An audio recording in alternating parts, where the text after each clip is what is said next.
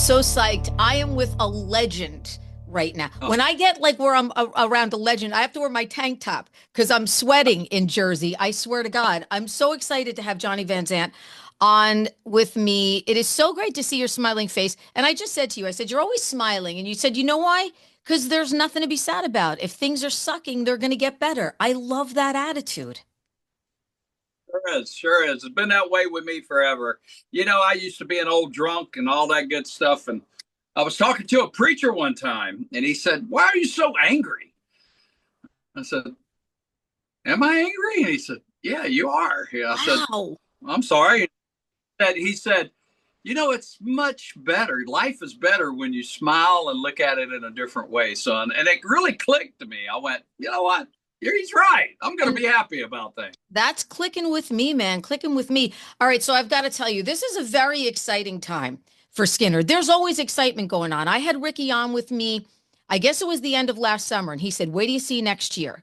We are busy. We've got a lot. So he gave me a little bit, he spilled the tea a little bit on the live at the Ryman, the Admit, celebrating 50 years, because he was spilling a little tea with me and telling me all about, Jelly Roll's there and Brent's there and Marcus King is there. So I was excited. I was ready for this. June 27th, by the way, we get it. We've got the double CD, we got the DVD, we've got the three LPs. There's a great, collections for everyone. So I see the video, the first song that you released, Tuesday's Gone with Jelly. I'm telling people right now, you can watch this video. I dare you not to get the lump in the throat, the oh my gosh, there's pollen in my eyes and a little bit of tightness in my chest. I literally could start crying now. It was so emotional for me to watch for so many reasons. Not only because it was Gary's final performance, I saw Jelly's face too. And Jelly Roll kind of uh-huh. looked like he was looking around. He looked emotional and he looked like he's thinking to himself, holy, you know what? I can't believe I'm sitting here singing Tuesday's Gone with Skynyrd. It was in the audience, the people in the audience are swaying back and forth. That place is a magical venue. So talk to me about that night a little bit. And what do you remember about the filming of this whole collection? Jelly's a real humble guy. And I don't know if you've seen a lot of stuff on him. He's a crier. And he had definitely tears in his eyes that night. He came in, and I really didn't know him at that time, and but I'd heard his first single, and I loved what he was doing, and I went, you know what, he's the real deal, and he loves Lynyrd Skynyrd. His old saying is, which I'm glad he put this person first. He said, "They're in the South. It's Jesus, then Lynyrd Skynyrd." He said that. That's great. That is great. Yeah, you could see it in his face, the Yeah, emotion in his face where he was almost taking a step back because he seemed a little overwhelmed in a good way. yeah.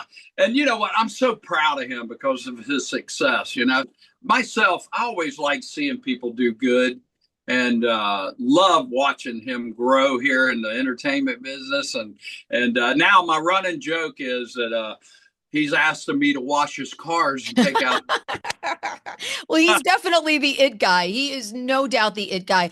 And I have to tell you, I mean, did you feel that that could have been Gary's final performance? The emotion at the end on you his know, solo just it went right through me and I had major goosebumps. I'm listening to it and I'm like, "Oh man, this is how did these guys hold it together that night?"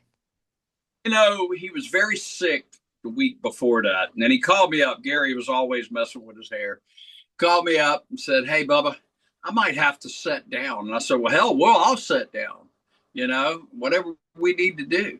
And he came in, stood up. He said, "I ain't sitting down." So he was just a war horse. He loved playing that music. And I knew that night was special. I was having a great time. Things were awesome. Sometimes you get to a gig and you're kind of like, oh, well, okay, it's just another gig. But then you get there and you feel that presence, and that was one of those nights. It was funny because myself, Medlock, my brother Donnie, and Gary all shared a little dressing room in the back. And we we're stepping over each other's luggage and telling past stories, things that we can't talk about. The only us guys were talking about. And somebody brought us a cold pizza, and we were like, "Yeah, man, we're starving," So we're in there, we're eating pizza, and we started laughing. We said, "You know what? This is kind of like the old days in the clubs, Full So we had circle that. moment. Yeah, because the Ryman, as legendary as it is, it's not even 3,000 seats. I was thinking about how did these people get these tickets? Was it like a lottery? That must have been incredible for that intimate group to be there for such a legendary night. And you mentioned that Donnie was there, and he's gonna, you're gonna see him on Red, White, and Blue, and Brent from Shinedown. He was nervous. Brett was nervous. I was like, "What the hell are you doing nervous? You're a great singer, And Yeah. and came in and blew us away. And we had Marcus King. And Oh God. just amazing. And so we had a great time, and everybody wanted to be there. Sometimes you get asked to do things with certain artists, and you're kind of like, okay, yeah, I'll do it. But you could really tell that everybody was into it. And little did we know that was going to be Gary's last performance. I'm so proud that we actually videotaped this and had it on film. And we got a great documentary for your listeners and our fans that we put together. That's pretty much a tribute to Gary. And it's just all of us talking about him, talking about the night. And so amazing. And that's at the end of the collection. That's like the final. We've got 15 songs, and then we've got this 16th celebrating 50 years of Lynyrd Skynyrd. And what a great, it's so hard to pick songs, but What's Your Name, Working for MCA, which also features John Osborne from the country duo, the Osborne Brothers. You got that right. I Know a Little, Down South Jukin', That Smell, Cry for the Bad Man, Saturday Night Special with Marcus, Red, White, and Blue with Donnie, Simple Man with Brent, Three Steps, Sweet Home, Call Me the Breeze, Free Bird. Just incredible. Ronnie at the end on Free Bird. Amazing. Amazing. Yeah. Amazing. Yeah. But let's talk about the 2018 documentary, which is now on Netflix, If I Leave Here Tomorrow, directed by Stephen Kayak. I really believe it. I'm a doc maniac. I watch everybody's documentary. I love them. I love documentary series about everything, music especially. I thought this was probably the best music documentary that I have ever seen. I got Ricky's take on it, and I'll tell you why I thought that. I just thought that Stephen Kayak got you guys. A lot of times a director will come in and they want to get all the facts straight and they want to include the music and stuff, but there might be a little bit of a connection that's missing. Maybe they don't just get the essence of everything. But from my perspective as a fan, I thought this dude, he nailed it. He got you guys. He got what that whole Skynyrd experience was about. What did you think of the documentary? I've literally seen it. It's got to be 30, 35 times. I love it so much. You know what? We took very good care of that because there's been so many of them that wasn't correct. Yes. And yes. our whole thing that was getting it from Gary's aspect, because he was the last original member. And he was there in the beginning. And for my part in it, I was driving Mr. Gary. That's what I called it. Right. He was the narrator. He was the main narrator of the doc. Yeah, absolutely. We drove around, went to my parents' house, went out to the graveyard. So it was from his aspect, which I really dug. We went over to Robert E. Lee and the school and just went around Jacksonville reminiscing, ended up where the Hell House was. And you know what? I'm real proud of that one. I'm real proud. I love it. I love it. I love it so much. I can't watch the end without crying, too, because it was just so beautiful with that whole explosive Free Bird, and it was just, I blew me away. It gave me chills, and I still love watching it. So I'm so happy that it's back on Netflix, and I want everybody to check it out if you didn't. It's hard to believe that was 2018 because it feels like it just came out. Came out yesterday, and you guys are coming to New Jersey. I got to get this in. You guys are going to be at the Ocean Casino Resort in Atlantic City, Ovation Hall. It's a beautiful place on May 30th. So that's pretty darn exciting for us. Skynyrd on the boardwalk, baby. Coming to AC. I always love coming to that area of the country, you know, because that's where a lot of true Skinner fans are. Oh, They're die. no question about it. We are Yeah, Skynyrd Nation out here. People love you guys. I love it. And you know what? I'm still enjoying it. And this whole video, the whole thing from the Ryman was a blessing to us. And I can't wait for all the fans to get this. I'm excited for the fans to see the doc at the end of it, which is really cool. Yeah, I can't wait. I absolutely can't wait. And I think the thing that drives that Skynyrd bus is just that amazing catalog. There's nothing like it. It's songs that are the story of our lives. I don't think that there's anyone that can say that they haven't had a Skynyrd song that has been, affected their lives. You know, that makes me feel good you saying that because my brother was a great lyricist. You know, he just wrote for people and hit people's hearts and so many songs. The other night we did one of the Rock the Countries with Kid Rock, and Yeah. we're outside of Knoxville, Tennessee. And when I was looking at the crowd even earlier because I got the best seat in the house on stage, you know. You do. I'm checking out the crowd, you know, I'm looking at them. I'm going, there's a lot of younger ones here tonight. And when we went into Simple Man, it was a spiritual thing that night. Yeah. I mean, that was just Saturday night. And man, we got to the chorus. And usually I don't do this, but something told me, tell them to sing it. So I just stuck the mic up in there. I said, you sing it. And there was about 30,000 people singing, Be a Simple. I mean, I was just like, look, I'm getting cold bumps. Right You now. are. As you should. Well, it's 8 to 80. That's the Skynyrd crowd now. Yeah. You're like, who's my Skynyrd crowd? Yeah. It's everybody from 8 to 80. I mean, and above 80 if they can make it out to a Skynyrd show, right? Isn't that true? I'm using that. Yeah. I'm using that. It's the 8 to 80 crowd. Yeah.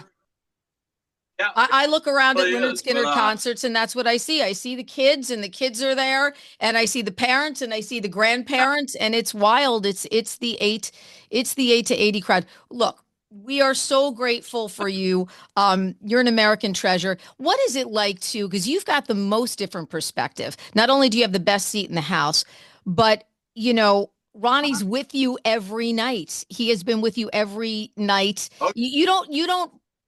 You're the one person who doesn't remember life without Ronnie in some aspect of your life. When he was here in the physical, Sure. and then when you carried on the legacy. So you've got such an interesting, I think, perspective, doing something that no one else has ever done. You've been in Skynyrd since '87. I was at some of those early shows. You had big hair too. You had the big '80s hair. Everybody had the big '80s hair back then. But your perspective has been so different on that. And what has that been like for you? Just having him with you, from when you were a kid, now carrying this legacy on. Yeah. Yeah. For me, Ronnie, even to this day, was never the person that other people had see or listen to him sing. He was just my bigger brother who picked on me, wanted to make me tough, and still I get that, I mean, that's who he was to me. He was the guy that I'm wearing a Beatles shirt today that if I said, man, I love that shirt that you got, he'd be like, go get me one of yours, and take it off. So he was that guy who we talk fishing, that's who I come to whenever I think of him. And, but on the singing side, you know what, he was the way he sang these songs was just so cool and different. And, I've had people go, well, you don't sing it as good as Ronnie. I said, I never will. I didn't write them, but I'm here to carry it on. And I sing it the way I sing it, the way I think it should be sung. And I've had people go, hey, you need to put a hat on. I said, I don't look good in a hat unless it's a baseball cap backwards, So I got to be myself. But I know that he's there every night. And I know that he had a lot of me being here, being put in this position. I really feel that spiritually. And for me personally, I was a Skynyrd fan before I was offered to be a part of this. But I walked in a room in 1986 with his little brothers, because he was the alpha dog and the oldest one. and they are all still really hurting from this horrible, horrible crash, and asked me to be a part of it. And I know, sitting here today in 25, that I did the right thing, and so. And before Gary passed, he told me and Ricky, he said, man, I've spent my whole life keeping this music alive for my brothers who passed in 77. I don't want to see it end. And to me, that was him telling me, hey, keep going, man, as long as you can. So as long as I can, I'll be out there playing these songs and seeing that 8 to 80 crowd. The 8 to 80. And I think the both of you, the most common thread is that neither one of you, I don't think of as singers. I think of you both, you and Ronnie, as deliverers. Certain people deliver songs to the audience, and you deliver these songs in a way that no one else ever could. And he had that quality, and you have that quality, and that's the thing I think that has kept the band in the hearts of so many for so long. Yeah, you know what? I don't know. Whenever I think of singers, I think of Paul Rodgers, who just got into the Rock and Roll Hall of Fame. So overdue. One of my favorite rock vocalists of all time. There's nobody who sings them like Paul. Yeah, you guys just delivered that music, and still delivering it. How lucky are we? Celebrating 50 years live at the Ryman in Nashville, June 27th. We get it. You can pre-order it, by the way, at LynyrDskynyrd.com. So Skynyrd fans, get up there and pre-order your copy. It is just a beautiful collection, 15 tunes. We've got the documentary at the end. And Johnny Van Zant, I'm so grateful to spend some time with you today. What a great way to spend my afternoon. Thank you so very much. Me too. And hey, thank you for having me. And we're in your neck of the woods. Come out. I'd love to see you face to face. May 30th, Atlantic City Ovation Hall. Make sure you come out and check out the Skynyrd legacy, man, because those songs, they will live on forever. Yeah, I say there's some kids skipping school learning. I sure hope so. That's what rock and roll is all about. I sure hope so. I love you. Thank you so much.